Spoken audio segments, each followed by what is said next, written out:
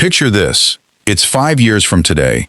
You open your eyes, and one of two things is true. Either you look in the mirror and think, I built something, I became someone. Or you look in that same mirror and think, wait, this is basically where I was 5 years ago, just older.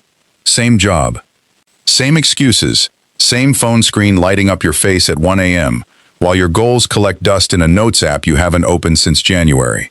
Here's the uncomfortable part. The difference between those two people isn't luck. It isn't talent. It isn't some secret only successful people know about. It's 1 hour, one single hour of your day. And what you do with it decides everything. Stick with me for the next few minutes, because I'm about to show you exactly which hour it is, why it matters more than any other hour you'll spend, and what to actually do with it starting tomorrow. Everyone obsesses over productivity hacks, time blocking, Pomodoro timers, the perfect planner. And sure, those things help, but they're rearranging furniture in a house with a cracked foundation. The real foundation is this.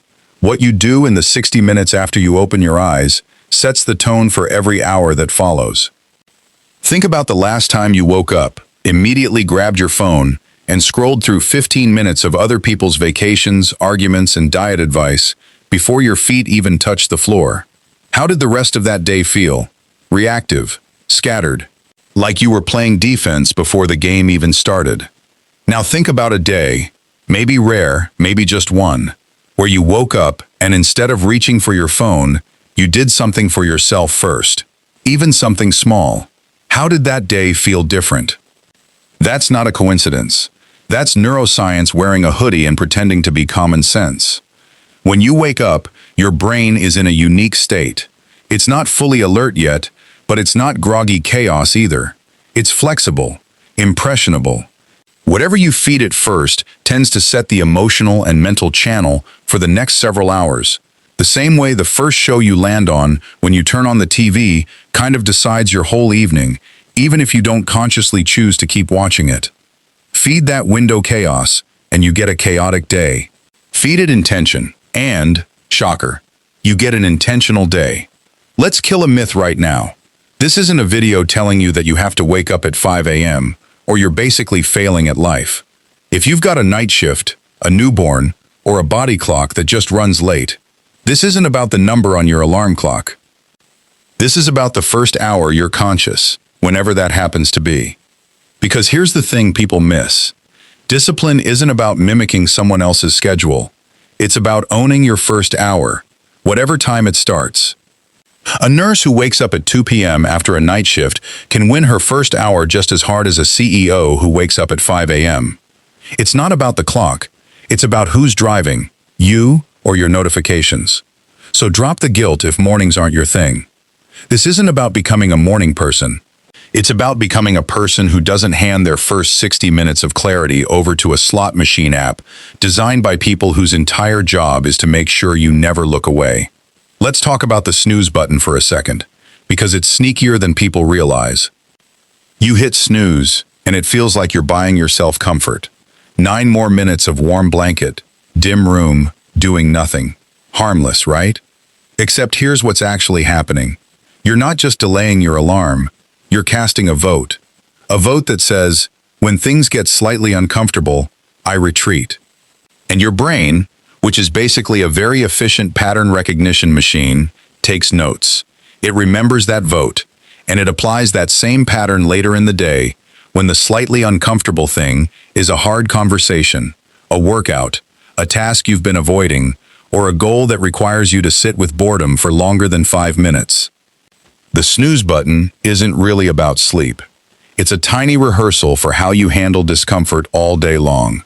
And on the flip side, getting up when the alarm goes off, even though it's uncomfortable, even though your body is begging for 9 more minutes, that's also a rehearsal. A rehearsal for becoming someone who does the hard thing first and lets the good feeling follow, instead of waiting to feel motivated before acting. Motivation, by the way, is overrated. It's a mood. Moods are unreliable narrators. The people who actually change their lives aren't the ones who feel motivated every day. They're the ones who act, regardless of the mood they woke up in. Okay, theory's great, but you're not here for a philosophy lecture. You want something you can actually use tomorrow. So here's a simple framework. 4 moves. None of them require special equipment, a fancy app, or waking up before the sun does. Move 1. Delay the dopamine. Don't touch your phone for the first 30 minutes you're awake. Not the news, not messages, not social media. Your brain hasn't even finished booting up yet. Don't hand it a fire hose of information before it's had a chance to think a single one of its own thoughts. Move 2. Move your body, even a little. You don't need a 90-minute gym session. 10 push-ups, a short walk, stretching while the kettle boils.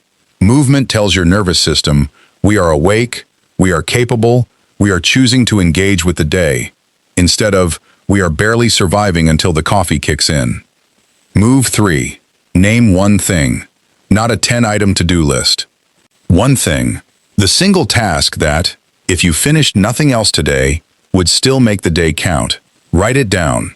Somewhere you'll actually see it, not buried in an app you never open. Move 4.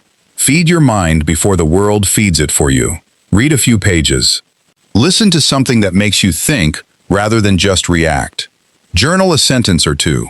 This doesn't need to take long. 5 or 10 minutes is enough. The point isn't the volume of information. The point is that you chose what went in first, instead of whatever headline happened to be loudest. That's it. That's the whole framework. No $200 planner required. Let's do some quick, boring, extremely convincing math. 1 hour a day, spent with intention, is 7 hours a week. That's roughly 365 hours a year. That's about 15 full days, 2 entire weeks, of pure, focused, undistracted effort towards something that actually matters to you. Now stretch that across 5 years. That's over 70 full days, 10 weeks, a literal quarter of a year's worth of waking hours, spent exclusively on becoming the version of you that you keep saying you want to be.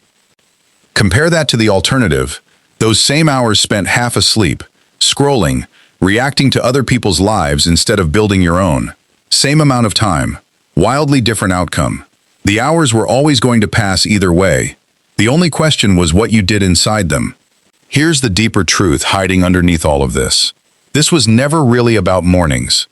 It's about identity. Every time you choose intention over impulse, even in some small, unglamorous, nobody's watching way, you're not just completing a task. You're casting a vote for who you are. Do that enough times, and it stops being a habit and starts being you.